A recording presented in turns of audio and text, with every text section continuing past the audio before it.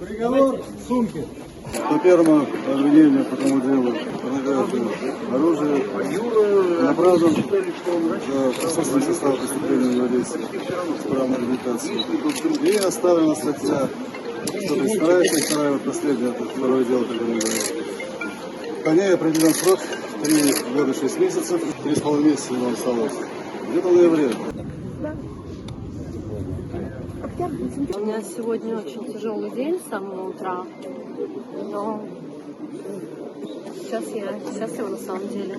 Я всегда верила в невиновность своего отца, я знала, что он невиновен, поэтому, я рада. В очередной раз невиновного человека сделали уголовным преступником. Вот что это означает.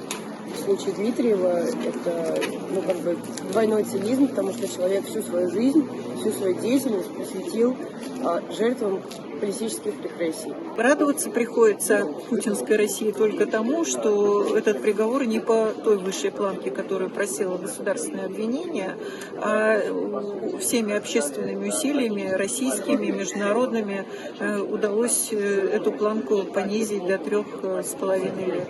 Очевидным образом у следствия, у прокуратуры нет никаких доказательств, подтверждающих какую бы то ни было вину Дмитриева. Именно этим объясняется, что вместо запрошенных прокуратурой 15 лет, а далее в 4 раза ниже, почти в 4 раза ниже нижнего предела.